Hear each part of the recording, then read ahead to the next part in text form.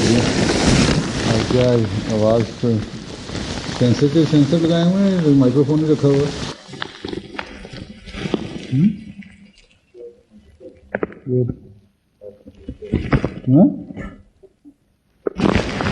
یہاں رکھا ہوا ہے میرے میز کے.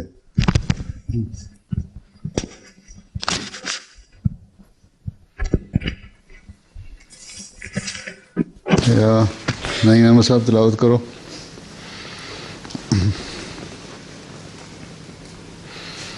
سارے اطفال ہیں جی بلو 16. اچھا، تو بلو 16 تو اطفال نہیں ہوتے، اس میں خدام بھی ہوتے ہیں کچھ. السلام علیکم. وعلیکم السلام. سورہ التکویر آیت نمبر 1 سے 14.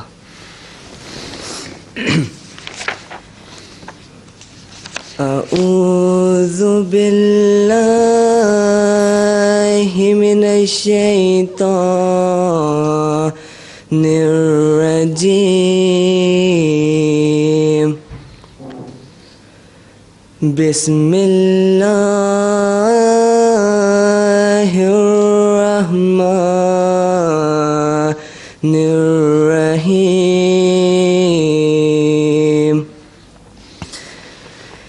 اذا الشمس كورت وإذا النجوم انكدرت وإذا الجبال سيرت وإذا العشار عطلت وإذا الوحوش حشرت وإذا الجبال سجرت وإذا النفوس زوجت وإذا الموءودة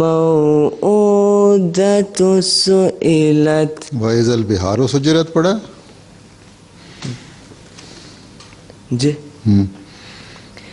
بأي ذنب قتلت وإذا الصحف نشرت وإذا السماء كشطت وإذا الجحيم سعرت وإذا الجنة أزلفت.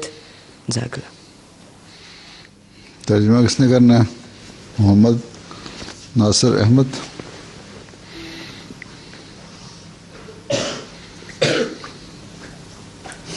السلام علیکم. اچھا. تلاوت کی گئی آیات کا ترجمہ. اللہ کے نام کے ساتھ جو بے انتہا رحم کرنے والا، بن مانگے دینے والا اور بار بار رحم کرنے والا ہے. جب سورج لپیٹ دیا جائے گا اور جب ستارے ماند پڑ جائیں گے اور جب پہاڑ چلائے جائیں گے اور جب 10 ماہ کی گابن اونٹنیاں بغیر کسی نگرانی کے چھوڑ دی جائیں گی اور جب وحشی اگٹھے کیے جائیں گے اور جب سمندر پھاڑے جائیں گے اور جب زندہ درگور کرنے والی اپنے بارے میں پوچھی جائے گی کہ آخر کس گناہ کی پاداش میں قتل کی گئی اور جب صحیفے نشر کیے جائیں گے اور جب آسمان کی کھال ادھیڑ دی جائے گی اور جب جہنم بھڑکائی جائے گی اور جب جنت قریب کر دی جائے گی. سورۃ التکویر آیات 1 تا 14. جی اویس احمد حدیث.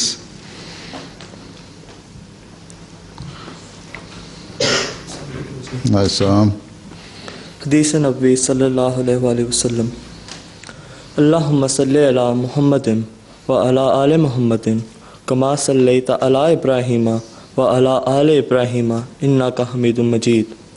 اللہم بارک علی محمد وعلی آل محمد کما بارکت علی ابراہیم وعلی آل ابراہیم انک حمید مجید. قال رسول اللہ صلی اللہ علیہ وسلم والذی نفسی بیدہ لا تذهب الدنیا حتی یأتی علی الناس یوم لا یدری القاتل فیما قتل ولا المقتول فیما قتل فقیل کیف یکون ذلک قال الحرج القاتل والمقتول فی النار۔ ترجمہ: حضرت ابو ہریرہ رضی اللہ تعالیٰ عنہ سے روایت ہے کہ رسول اللہ صلی اللہ علیہ وآلہ وسلم نے فرمایا کہ اس ذات کی قسم جس کے قبضے میں میری جان ہے، دنیا ختم نہیں ہوگی یہاں تک کہ لوگوں پر ایک ایسا زمانہ آئے گا کہ قاتل کو معلوم نہیں ہوگا کہ کس سبب سے اس نے قتل کیا، اور مقتول کو یہ علم نہ ہوگا کہ کس سبب سے اس کا قتل کیا گیا۔ ایسا کس طرح ہوگا؟ فرمایا کہ حرج ہوگا، اس میں قاتل و مقتول دونوں دوزخ میں ہوں گے۔ مشکات باب الفتن فصل اول۔ بارک اللہ۔ اچھا، ملکہ وکٹوریہ کون ہے؟ عبدالعلیم؟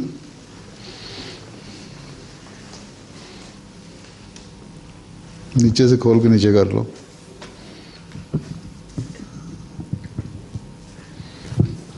السلام علیکم حضور۔ وعلیکم السلام۔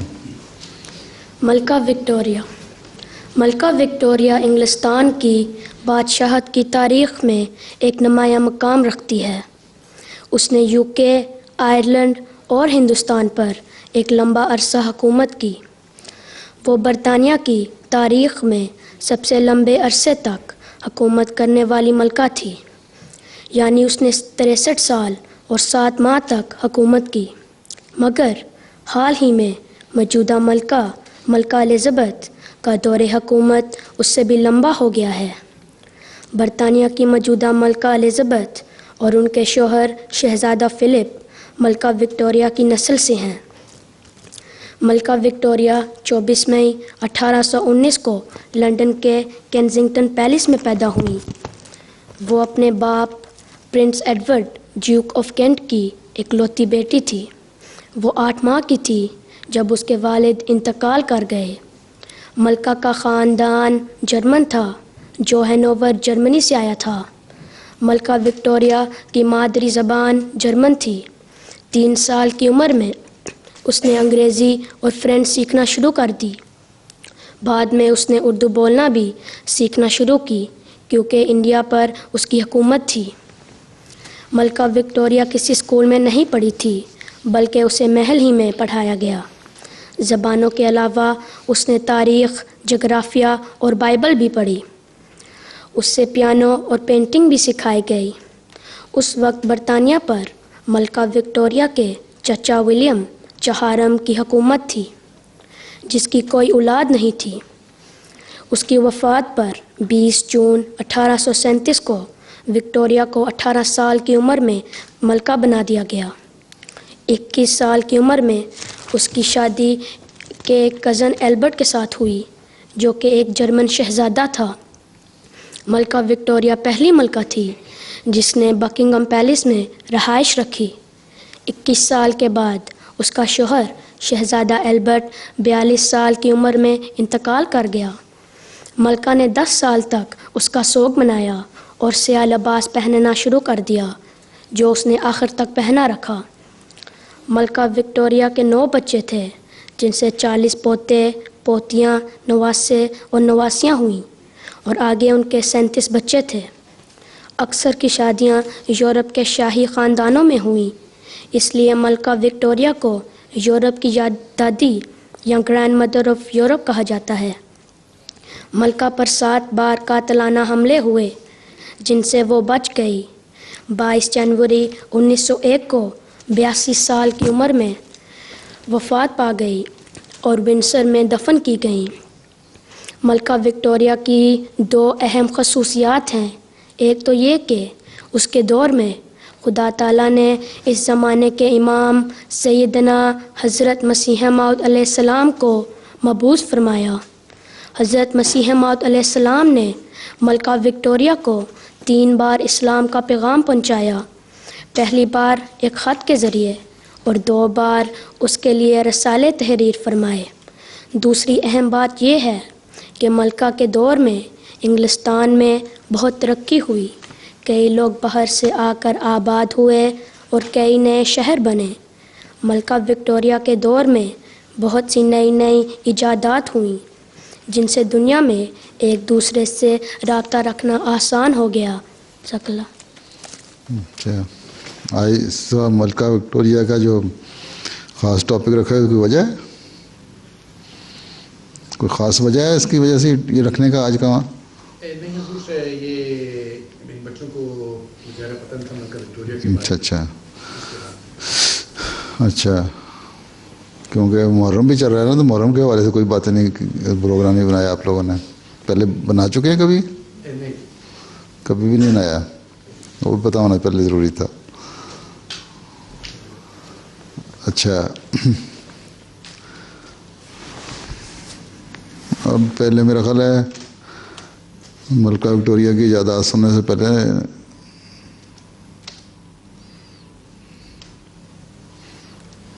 چلو ایجادات دیکھ لو، زوار احمد۔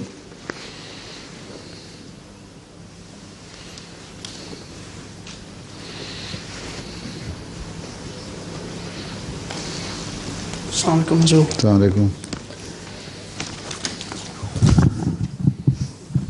اور اونچا کر دو۔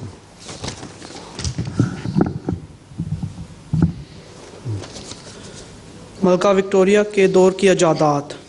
ملکہ وکٹوریہ کے دور میں بے شمار ایسی مفید ایجادات ہوئیں جن کی وجہ سے سفر، ایک دوسرے کے ساتھ رابطہ، تجارت اور علاج معالجہ کی سہولتیں مہیا ہو گئیں۔ ریلوے سسٹم، سائیکل کی ایجاد، کاروں کا بننا اس دور کی اہم باتیں ہیں۔ اس کے علاوہ ٹیلی گراف، فونوگراف، ٹیلی فون اور پوسٹ آفس بھی بنے۔ اب ہم سنوار مختلف ایجادات کا جائزہ لیتے ہیں۔ 1838 میں ولیم ہنری فاکس ٹالبوٹ نے negative positive system of photographic ایجاد کیا۔ اس وقت لوگوں کو کیمرے کے سامنے کافی دیر تک کھڑا رہنا پڑتا تھا ورنہ فوٹو اچھی نہیں آتی تھی۔ حضرت مسیح موعود علیہ السلام کی پہلی فوٹو 1899 میں کھینچی گئی۔ 1839 میں پہلی پیڈل بائی سائیکل بنائی گئی۔ 1899 میں کھینچی گئی، 1899 میں کھینچی گئی تھی، 1901 یا 2 میں؟ 1899 میں پہلے۔ اچھا عبدت پہ لکھا ہوا ہے۔ اچھا اچھا، آگے 1839 میں پیڈل بائی سائیکل بنائی گئی۔ پہلی سائیکل کا آگے والا پہیا نسبتاً چھوٹا تھا اور پیچھے والا بڑا۔ 1840 میں پوسٹ کی پہلی سٹیمپ بنائی گئی جس کا نام پینی پوسٹ تھا۔ 1840 سے پہلے جس کے نام خط ہوتا تھا اسے خط ملنے پر پینی ادا کرنی پڑتی تھی۔ پینی پوسٹ کے بعد جس کے نام خط ہوتا تھا وہ ٹکٹ کے لیے پہلے ایک پینی ادا کرتا تھا جیسا کہ آج کل ہے۔ 1845 میں پہلی دفعہ ربر کا ٹائر ایجاد ہوا جس سے سفر میں آسانی پیدا ہو گئی۔ 1845 میں پہلی سڑک نوٹنگم میں بنی جس پر کلتار بچھایا گیا جس سے سفر میں بہت آسانی پیدا ہو گئی۔ اس سے پہلے سڑکیں اینٹوں سے بنتی تھیں جن سے جھٹکے لگتے تھے۔ 1846 میں سلائی کی مشین ایجاد ہوئی۔ 1849 میں ایک انگریز نے پہلا گلائیڈر بنایا جس سے ایک پائلٹ کو چلاتا تھا اور جو ہوا میں اڑ سکتا تھا۔ 1850 میں پیٹرول کی دریافت ہوئی۔ 1855 میں سیفٹی ماچس ایجاد ہوئی۔ 1859 میں امریکہ میں تیل کی دریافت سے ماڈرن انڈسٹری کا قیام عمل میں آیا۔ 1863 میں لندن میں پہلی انڈر گراؤنڈ ریلوے تیار ہوئی جو سٹیم انجن سے چلتی تھی۔ 1873 میں ٹیپ رائٹر ایجاد ہوا۔ کیا ایجاد ہوا؟ Type writer. اچھا۔ 1876 میں الیگزینڈر بیل نے ٹیلی فون ایجاد کیا۔ 1877 میں تھامس ایڈیسن نے فونوگراف ایجاد کیا۔ یہ ایک آلہ تھا جس سے آواز ریکارڈ کی جا سکتی تھی اور پھر اسے سنا جا سکتا تھا۔ یہ دنیا کا پہلا آلہ تھا جس سے آواز ریکارڈ کی جا سکتی تھی۔ ہماری آج کی کلاس میں اس کا بھی ذکر کیا جائے گا۔ 1878 میں لندن میں پہلی دفعہ اسٹریٹ لیمپ لگائے گئے۔ 1883 میں پہلی الیکٹرک ریلوے بنی۔ 1885 میں پہلی کار جو پیٹرول سے چلتی تھی بنائی گئی۔ اسے کارل بینز نے بنایا تھا۔ اس کی رفتار 4 میل فی گھنٹہ تھی۔ کار کے آگے ایک آدمی چلتا تھا جو لوگوں کو خبردار کرتا تھا۔ 1890 میں پہلی الیکٹرک انڈر گراؤنڈ یعنی ٹیوب ٹرین بنی۔ 1895 میں وائرلیس سسٹم ایجاد ہوا اور اسی سال ایکس رے مشین بھی بنائی گئی۔ اس کے علاوہ اس دور میں پریس اور اخبارات اور کتب کی اشاعت کا کام بھی بہت ترقی کر گیا۔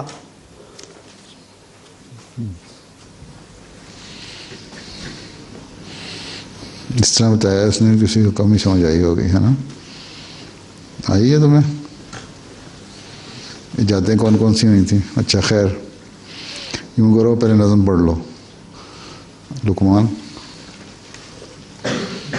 آواز آ رہی ہے فونوگراف سے۔ السلام علیکم حضور۔ آواز آ رہی ہے یہ فونوگراف سے، ڈھونڈو خدا کو دل سے، نہ لاف و گزاف سے، جب تک عمل نہیں ہے دل پاک و صاف سے، جب تک عمل نہیں ہے دل پاک و صاف سے، کم تر نہیں یہ مشغلہ بت کے طواف سے، کم تر نہیں یہ مشغلہ بت کے طواف سے، باہر نہیں اگر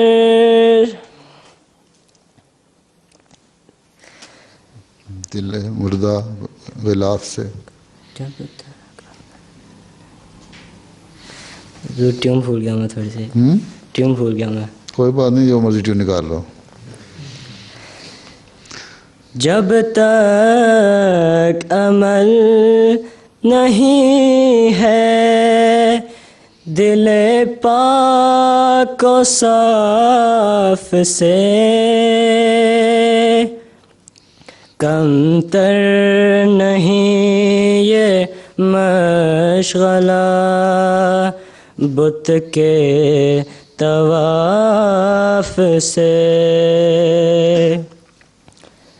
باہر نہیں اگر دل مردہ غلاف سے،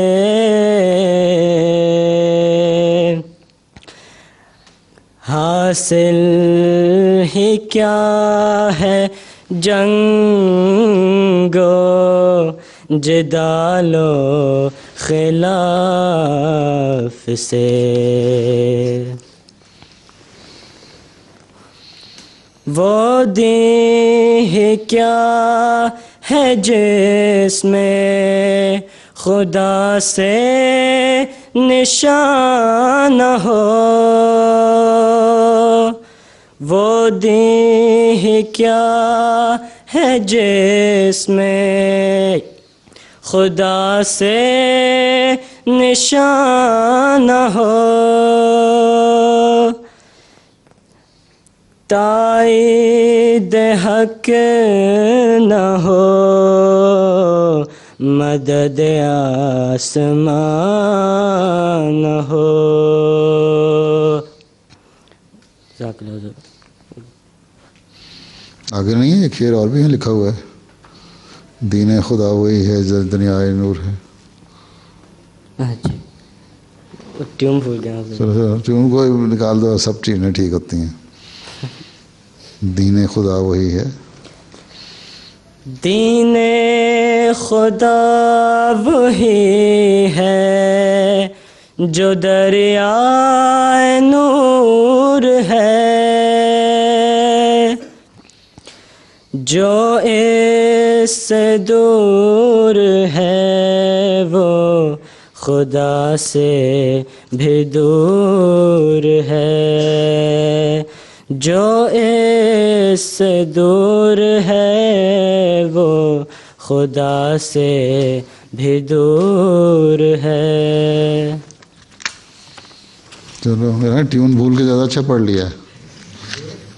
تم بھول جایا کرو ہر دفعہ، بھولنے کے بعد تم نے زیادہ اچھا پڑھ لیا. اچھا، طریق احمدیوں سے ایک ورک.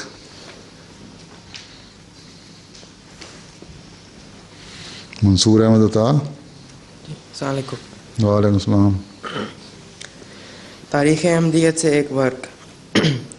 سیدنا حضرت مسیح موعود علیہ السلام کا مشن ایک عالمگیر مشن تھا، اس لیے اللہ تعالیٰ نے آپ علیہ السلام کے دور میں نشر اشاعت کے لیے ایسی ایجادیں کروا دیں جن سے آپ اور آپ کی جماعت دنیا میں تبلیغ کر سکتی. ان ایجادات میں ایک ایجاد فونوگراف ہے جسے تھامس ایڈیسن نے 1877 میں بنایا تھا. حضور علیہ السلام کے ایک مخلص خادم اور بزرگ ہستی حضرت نواب محمد علی خان صاحب نے فونوگراف خریدا اور اس کی اطلاع حضرت مسیح موعود علیہ السلام کو دی. حضور علیہ السلام بہت خوش ہوئے کہ اس فونوگراف میں تبلیغ کے لیے اپنی تقریر ریکارڈ کروائیں تاکہ دور دراز تک آپ علیہ السلام کی آواز پہنچ جائے. حضور علیہ السلام نے فرمایا کہ جس طرح پہلے مسیح کو بہت سفر کرنا پڑا تھا، اسی طرح ہماری آواز ہر جگہ سفر کرتی ہوئی پہنچ جائے. فرمایا ہم اپنی تقریر کو جو عربی زبان میں ہو اور قریباً 4 گھنٹے کے برابر ہو اس میں بند کر دیں، جس میں ہمارے دعاوی اور دلائل بیان کیے جائیں. اس کا فائدہ یہ ہوگا کہ جہاں جہاں یہ لوگ جائیں گے وہاں اس تقریر کو اس کے ذریعے سنائیں. اس سے عام تبلیغ ہو جائے گی اور گویا ہم ہی بولیں گے، اور یوں مسیح کے سیاہ ہونے کے معنی پورے ہو جائیں گے. آج تک اس فونوگراف سے صرف کھیل کا کام لیا گیا ہے، مگر حقیقت میں خدا نے ہمارے لیے یہ ایجاد رکھی ہوئی تھی اور بہت بڑا کام اس سے نکلے گا. الحکم 10 نومبر سن 1901. 15 نومبر سن 1901 کو نواب محمد علی خان صاحب نے نماز عصر کے بعد اس کے ریکارڈ سنائے. حضرت مولوی عبدالکریم صاحب کی آواز ریکارڈ کی گئی. قادیان میں فونوگراف کا چرچا ہوا تو بہت سے ہندوؤں نے اسے دیکھنے کی خواہش ظاہر کی، تو حضور علیہ السلام نے چند منٹوں میں اس تقریب کے لیے ایک لطیف نظم کہی جسے ریکارڈ کر لیا گیا. یہ نظم آج کی کلاس میں پڑھی جائے گی. پڑھی جا چکی ہے. اس کے علاوہ ایک اور نظم فارسی کی اور قرآن کریم کی آیات حضرت مولوی عبدالکریم صاحب کی آواز میں ریکارڈ کروائی گئیں. 20 نومبر سن 1901 شام 4:30 بجے حضرت اقدس علیہ السلام کے بالا خانہ کے صحن میں لالا شرمپت رائے اور بہت سے ہندو اور مسلمان کثیر تعداد میں حاضر ہوئے اور اس طرح انہیں تبلیغ کا موقع مل گیا.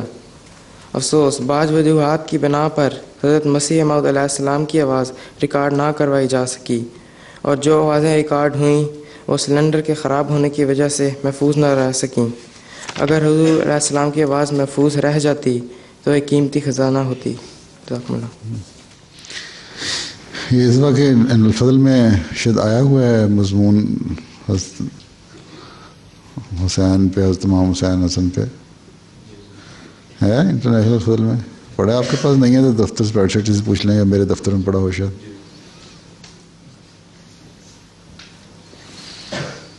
اچھا اب کیا ہے؟ اور تعارف کتب نہیں؟ ہاں ٹھیک ہے. تعارف کتب تحفہ کیسریہ، استارہ کیسریہ. طلحہ قمر.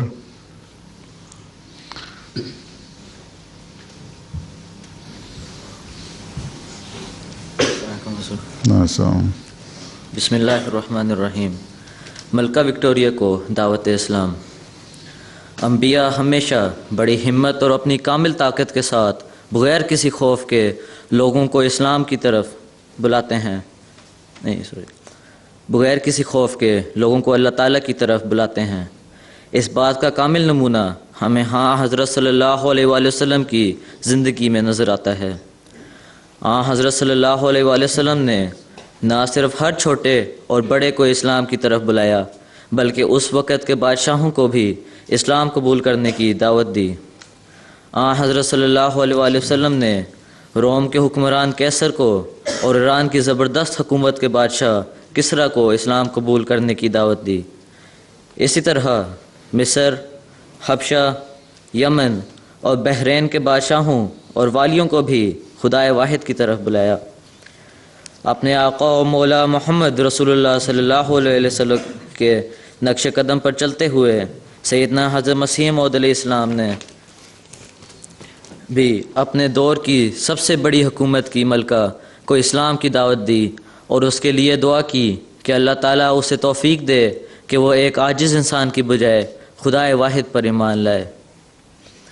حضرت اقدس مسیح موعود علیہ السلام نے اپنی کتاب آئینہ کمالات اسلام میں ملکہ وکٹوریہ کو ایک خط کے ذریعے دعوت اسلام دی، اور جس طرح حضرت صلی اللہ علیہ وآلہ وسلم نے روم کے کیسر کو لکھا تھا، آپ علیہ السلام نے بھی انہی الفاظ میں ملکہ وکٹوریہ کو اسلام کا پیغام پہنچایا. 20، 21 اور 22 جون 1897 کو ہندوستان بھر میں ملکہ وکٹوریہ کی 60 سالہ جوبلی منائی گئی. بہت سے مسلمانوں نے بڑے بڑے جلسے کیے اور دعوتیں دیں.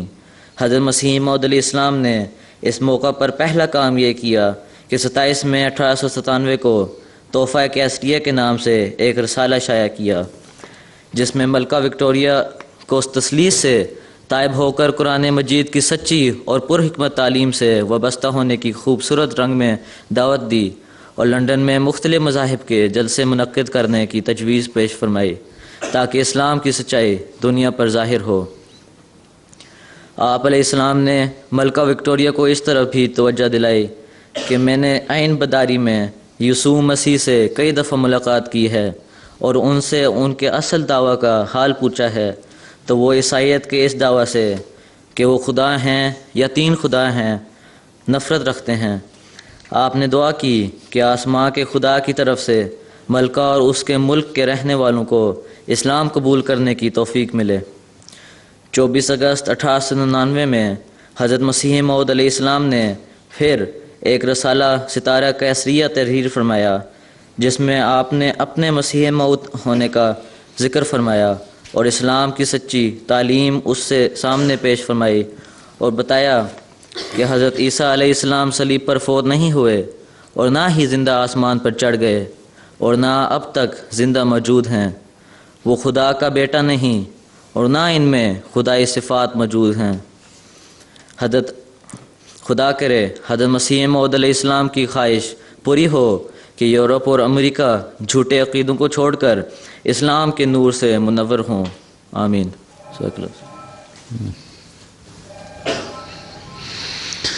اب نظم رہ گئی ہے عدیل احمد کی.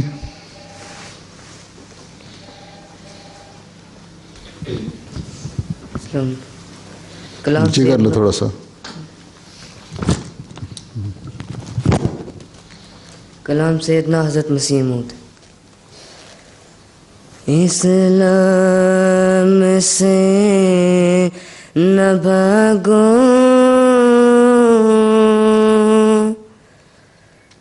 راہ خدا یہی ہے، اے سونے والے لو جاگو شمس و ضحیٰ یہی ہے، اسلام سے نہ بھاگو، راہ خدا یہی ہے، اے سونے والو جاگو، شمس و ضحیٰ یہی ہے، الٹا کان پکڑتے ہیں. مجھ کو قسم خدا کی جس نے ہمیں بنایا، مجھ کو قسم خدا کی جس نے ہمیں بنایا، اب آسمان کے نیچے دین خدا یہی ہے، اب آسمان کے نیچے دین خدا یہی ہے، وہ دل ستا نہا ہے، کس راہ سے اس کو دیکھیں، وہ دل ستا نہا ہے، کس راہ سے اس کو دیکھیں، ان مشکلوں کا یارو مشکل کشا یہی ہے، ان مشکلوں کا یارو مشکل کشا یہی ہے، دنیا کی سب دکانیں ہم نے ہے دیکھی بالی، دنیا کی سب دکانیں ہم نے ہے دیکھی بالی، آخر ہوا یہ ثابت دارو شفا یہی ہے، آخر ہوا یہ ثابت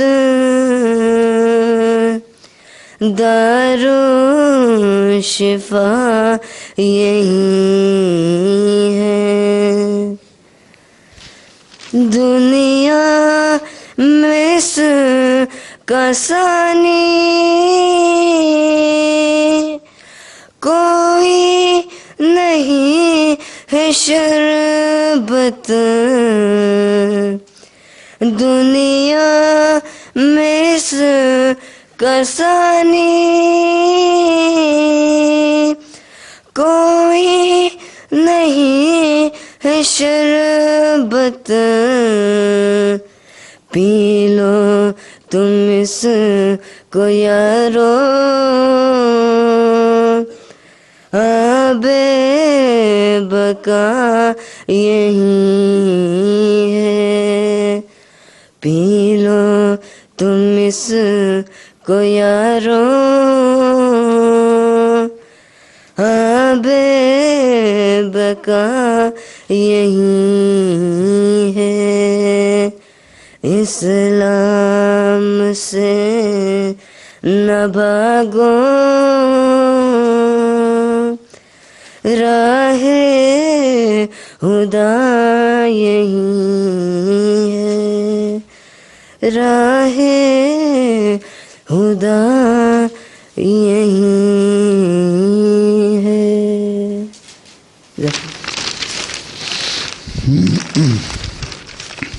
آج یہاں 10 محرم ہے پاکستان اور وہاں شاید کل ہے.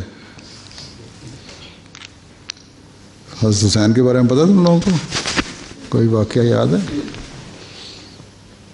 کون تھے حضرت حسین؟ ساجد قمر بیٹے ہو ساجد قمر صاحب کے؟ ہاں تمہارا نام کیا ہے؟ ہاں طلحہ. ہاں ضرور رسول کریم صلی اللہ علیہ وسلم کے نواسے تھے. نواسے تھے ہیں. ہاں جی. اور کیا خاص بات تھی؟ کیوں وجہ کیا ان کے؟ اس کو دو ڈاکٹر صاحب کو. انہیں کربلا میں شہید کیا گیا تھا. انہیں شہید کیا گیا تھا. شہید تو بہت سارے لوگ کیے گئے تھے. کیا خاص وجہ کیا تھی شہادت کی؟ انہیں بلایا گیا تھا وہاں اور پھر انہوں نے کہا تھا، پھر انہوں نے ان کا پانی اور سارا بند کر دیا تھا. اور ان کے سارے جو خاندان تھا اس کو بھی شہید کیا ہیں، بچوں تک کو ہیں. جی. تو اور حضرت مسیح علیہ السلام ہم یہ کہتے ہیں جی، بعضوں کو یہ شکوہ ہوتا ہے کہ ہم شاید حضرت امام حسین کی شہادت کو اہمیت نہیں دیتے، حالانکہ ہر شہادت جو اسلام میں ہوئی ہے، جس نے اسلام کو صدمہ پہنچایا ہے اسلام کی روح کو، ہیں. سب سے پہلے خلیفہ جو تھے حضرت عمر، دوسرے خلیفہ اسلام کے، ان کی شہادت ہوئی ہیں. وہ تو چلو ایک صدمہ، اس سے بڑا دھکا پہنچا. پھر حضرت عثمان کی شہادت ہوئی، مخالفت شروع ہو گئی تھی، فتنہ منافقین نے ایک اسکیم بنائی اور شہید کیا. پھر حضرت علی کو بھی اسی طرح جنگ میں اور پھر کی گئی اور پھر شہادت ہوئی. حضرت حسین جو تھے حضرت علی کے بیٹے تھے اور حضرت فاطمہ رضی اللہ تعالیٰ عنہا کے بیٹے تھے. حضرت صلی اللہ علیہ وسلم نے فرمایا تھا کہ جب لوگوں کی نسل تو مردوں سے چلتی ہے نا، تو میری نسل جو ہے حضرت علی سے چلے گی، حضرت فاطمہ سے چلے گی. یعنی ہیں تو حضرت فاطمہ کی جو اولاد ہے نا، سید جو کہلاتے ہیں، تو میں بھی شاید بیٹھے ہوں، وہ ہیں. ان میں سے ایک بچہ بچا تھا جس کے آگے پھر نسل چلی.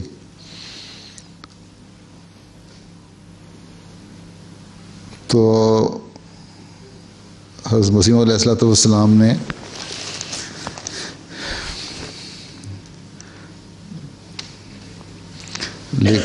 یہ تھا مسلمان بن کے جو شہید کیا تھا نا، یزید نامی تھا شخص، جس نے بالکل رحم نہیں کیا اور بڑے ظالمانہ طریقے سے اب سارے خاندان پر ظلم کیا، آپ کو بھی شہید کیا. حضرت مسیح علیہ السلام نے لکھا ہے کہ ایک اشتہار دیا تھا کہ میں اس اشتہار کے ذریعے سے اپنی جماعت کو اطلاع دیتا ہوں کہ ہم اعتقاد رکھتے ہیں کہ یزید ایک ناپاک تباہ دنیا کا کیڑا اور ظالم تھا جس نے امام حسین کو قتل کیا تھا، اور جن معنوں کی روح سے کسی کو مومن کہا جاتا ہے وہ معنی اس میں موجود نہ تھے. نام کا مسلمان تھا، مومن نہیں تھا. وہ مومن بننا کوئی امر سہل نہیں ہے. امر سہل نہیں ہے مطلب کہ آسان بات نہیں ہے. اللہ تعالیٰ ایسے شخصوں کی نسبت فرماتا ہے، قالت الاعراب آمنا قل لم تؤمنوا ولکن قولوا اسلمنا، کہ مومن وہ لوگ ہوتے ہیں جن کے اعمال ان کے ایمان پر گواہی دیتے ہیں، جن کے دل پر ایمان لکھا جاتا ہے، اور جو اپنے خدا اور اس کی رضا کو ہر ایک چیز پر مقدم کر لیتے ہیں اور تقویٰ کی باریک اور تنگ راہوں کو خدا کے لیے اختیار کرتے اور اس کی محبت میں محو ہو جاتے ہیں تو وہ مومن ہوتے ہیں جو اللہ تعالیٰ کی خاطر اللہ تعالیٰ کی محبت میں محو ہو جاتے ہیں. اور ہر ایک چیز جو بت کی طرح خدا سے روکتی ہے، خواہ وہ اخلاقی حالت ہو یا اعمال فاسقانہ ہوں یا غفلت اور کسل ہو، سب سے اپنے تئیں دور تر لے جاتے ہیں. اور ہر چیز چاہے اخلاقی حالتیں ہیں یا اچھے اخلاق ہیں یا برے باتیں ہیں،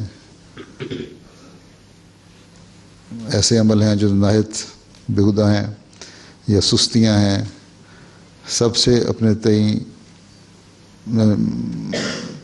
نہ اچھے اخلاق نہیں ہیں. مطلب کسی بھی قسم کے اخلاق ہوں یا عمل ہوں، ایک اخلاق جو تم ظاہر کرتے ہو وہ ہوں برے اخلاق، یا تمہاری بری کام ہیں یا سستیاں ہیں، ان سب سے اپنے آپ کو بچا کے جو رکھتے ہیں وہ مومن ہوتے ہیں. پھر فرماتے ہیں لیکن بدنصیب یزید کو یہ باتیں کہاں حاصل تھیں.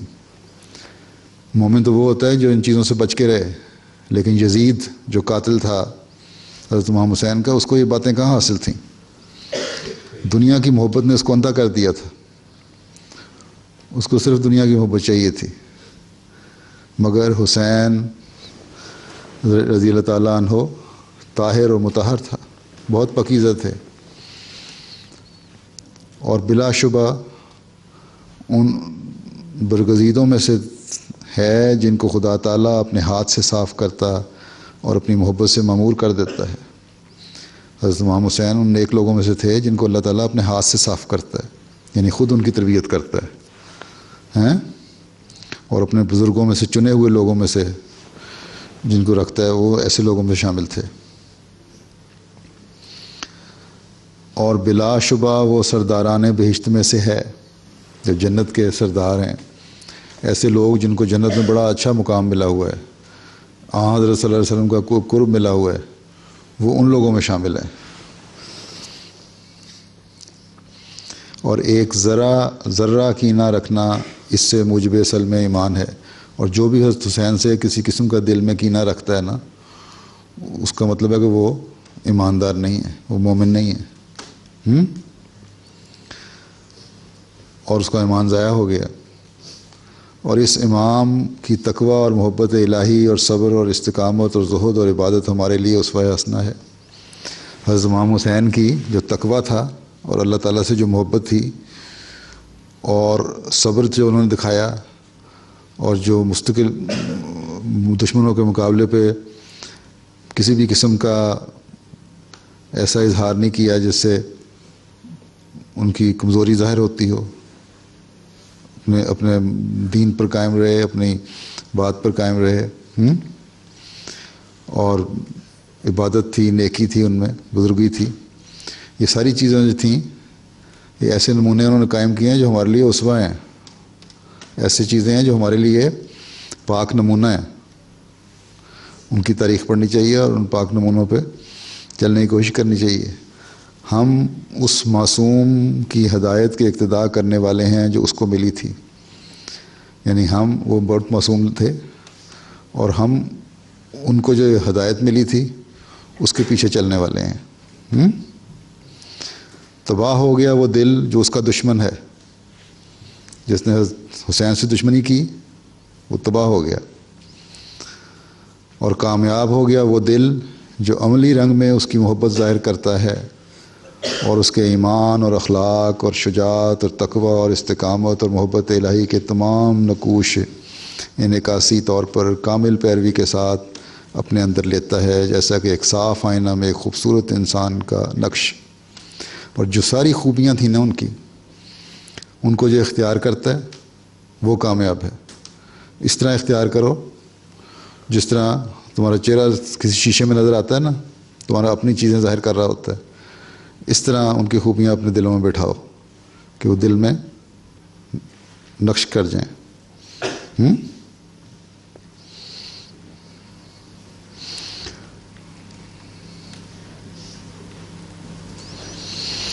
پھر فرمایا یہ لوگ دنیا کی آنکھوں سے پوشیدہ ہیں، یہ ایسے نیک لوگ ہیں جو دنیا کی نظروں سے چھپے ہوئے ہیں، دنیا نہیں جانتی ان کو۔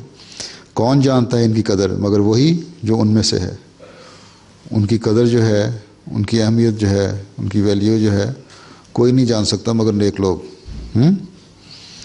دنیا کی آنکھ ان کو شناخت نہیں کر سکتی کہ وہ دنیا سے بہت دور ہیں۔ یہی وجہ حسین کی شہادت کی تھی، کیونکہ وہ شناخت نہیں کیا گیا، کیونکہ دنیا دار لوگ تھے اس وقت، اس کو ان کو شناخت نہیں کیا انہوں نے، اور اس لیے شہید کر دیا اس معصوم آدمی کو۔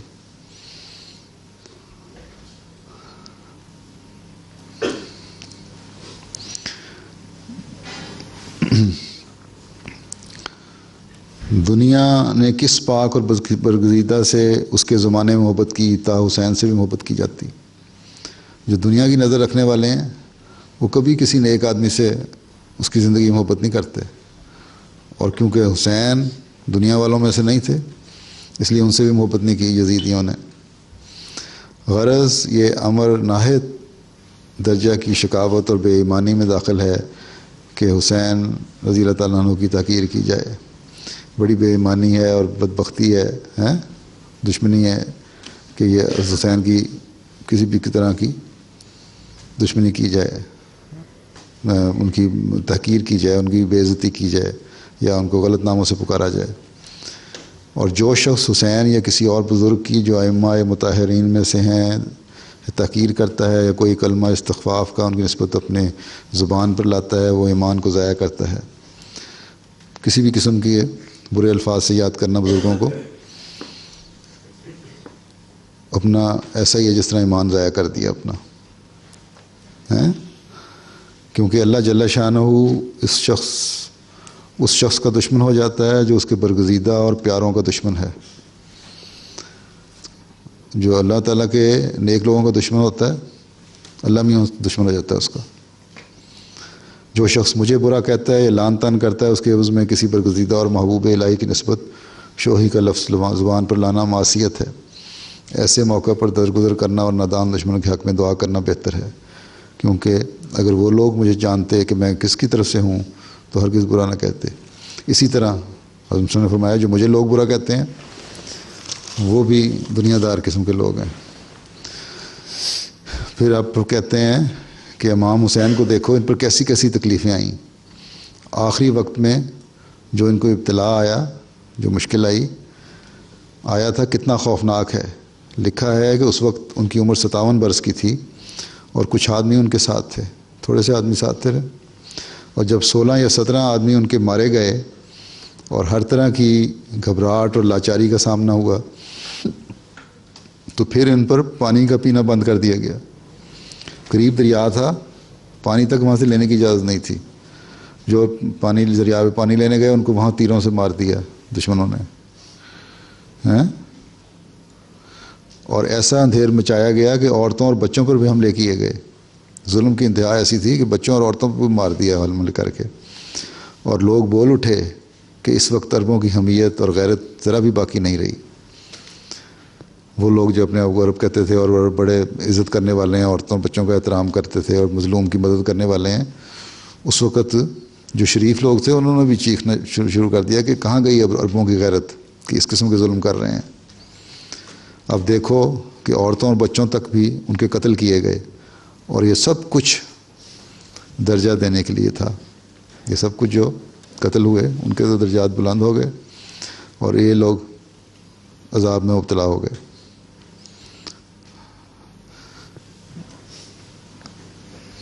حضرت مسیح موعود علیہ السلام کو حضرت صلی اللہ علیہ وسلم سے عشق تھا اتنا کہ آپ کی اولاد سے بھی، جو سید کہلاتے ہیں، حضرت فاطمہ کی اولاد ہیں، ان سے بھی بڑا عشق تھا۔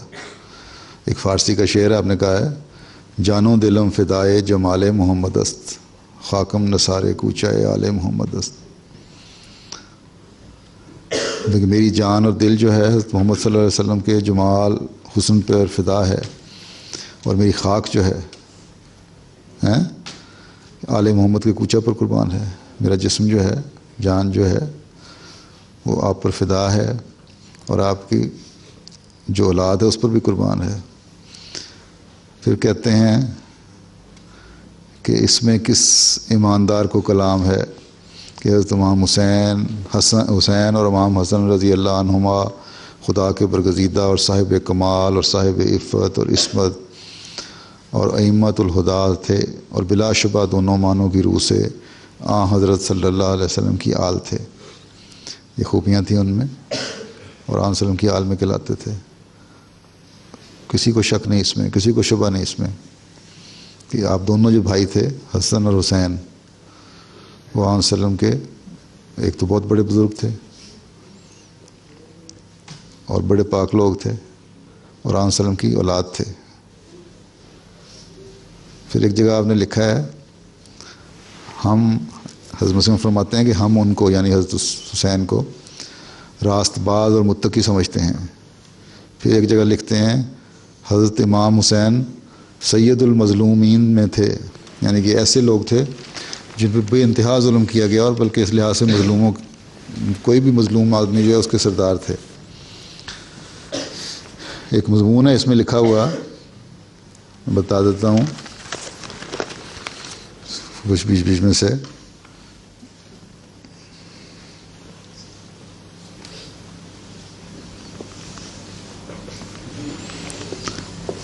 امام حسین کی شہادت کا جو واقعہ ہے،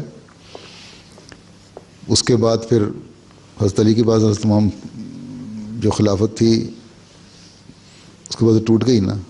کچھ لوگ شمار کرتے ہیں حضرت امام حسین کے بھی چند مہینے کی خلافت کے عرصے کو کچھ نہیں کرتے، لیکن بہرحال اس کے بعد خلافت ختم ہو گئی اسلام میں، اور پھر ظلم شروع ہو گیا.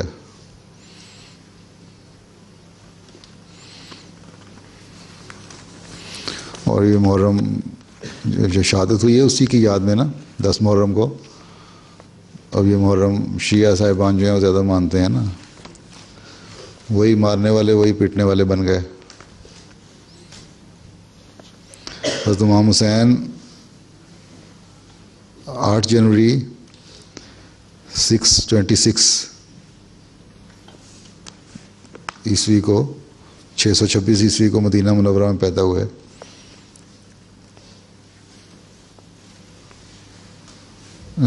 امام حسن پیدا ہوئے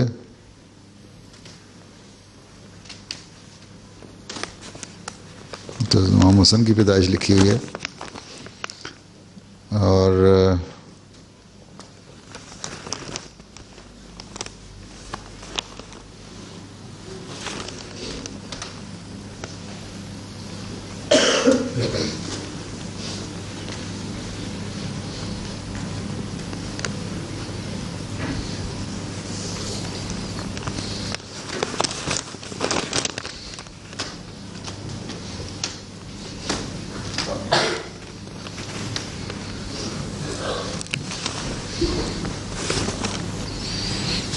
لیکن آگے واقعہ پھر حضرت حسن حسین کا لکھا ہوا ہے کہ جب آپ پیدا ہوئے تو آپ کی پیدائش سے پہلے حضرت فضل نے خواب دیکھی تھی کہ فرشتہ آیا ہے اور اس نے حضرت صلی اللہ علیہ وسلم کے جسم سے ایک گوشت کا ٹکڑا علیحدہ کیا ہے،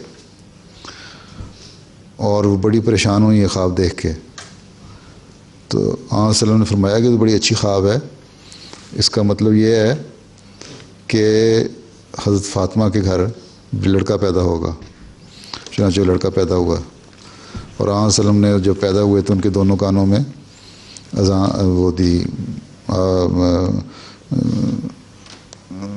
اذان اور اقامت کہی.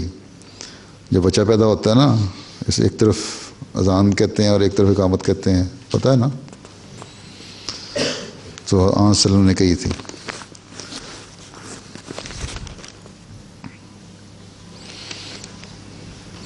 اور بچپن میں بھی صلی اللہ علیہ وسلم کو بہت پیارے تھے حضرت امام حسین. ذرا سی ان کو بھی تکلیف ہوتی تھی تو فوراً بے چین ہو جاتے. ایک دفعہ آپ جا رہے تھے، حضرت فاطمہ کے گھر کے قریب سے گزرے تو وہاں سے رونے کی آوازیں آئیں بچے کی، بڑے بے چین ہو گئے آپ۔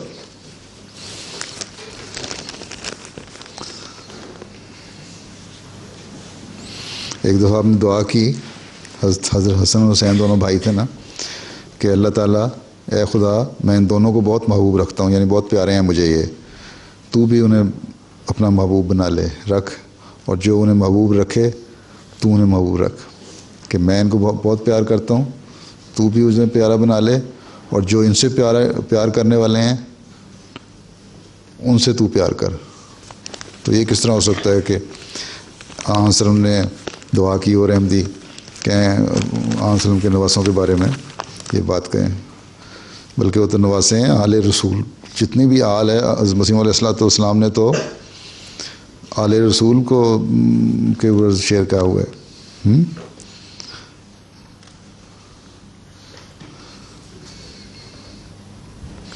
بہرحال یزید کے حکومت جو تھی وہ جہاں بھی خوش کرنے کے لیے اس نے کی تھی، بہرحال اس میں بڑا سخت قتال ہوا، جنگیں ہوتی رہیں، ظلم ہوتے رہے ہیں، اور آخر پھر نام کی خلافت تو رہ گئی بعد میں امیر معاویہ کی، لیکن اصل خلافت نہیں رہی، پھر ختم ہو گئی۔ پھر ایسا دور شروع ہوا کہ بس آہستہ آہستہ آہستہ گو کہ اچھے دور بھی آئے، بعض جو خلفاء نام نے، اصل میں وہ خلفاء نہیں ہوتے تھے، بادشاہ ہی تھے، نام ان کا خلیفہ تھا لیکن وہ بادشاہ ہوتے تھے۔ اسپین وغیرہ بھی اس طرح میں فتح ہوا، پھر ہندوستان وغیرہ کی طرف بھی آئے، لیکن وہ جو روحانی ترقی تھی وہ ختم ہوتی چلی گئی۔ اور یہ بھی پیش گوئی کے مطابق تھا۔ پہلے 300 سال تو خیر خوش نہ خوش بہتر رہے، پھر 1000 سال اگلا جو آیا بالکل ہی اندھیرا ہو گیا، پھر حضرت مسیح علیہ الصلوۃ والسلام آئے جو اس زمانے کے امام ہیں۔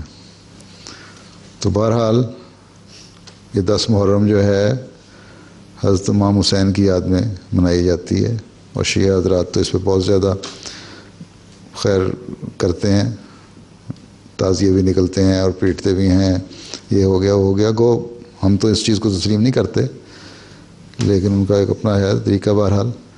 لیکن یہ بہرحال ہے پکی بات کہ حضرت امام حسین پر بڑے ظلم ہوئے، اور سارے خاندان پر ہوئے ان کے، اور بچوں تک کو قتل کر دیا گیا، عورتوں تک کو نیزے مار کے قتل کیا گیا،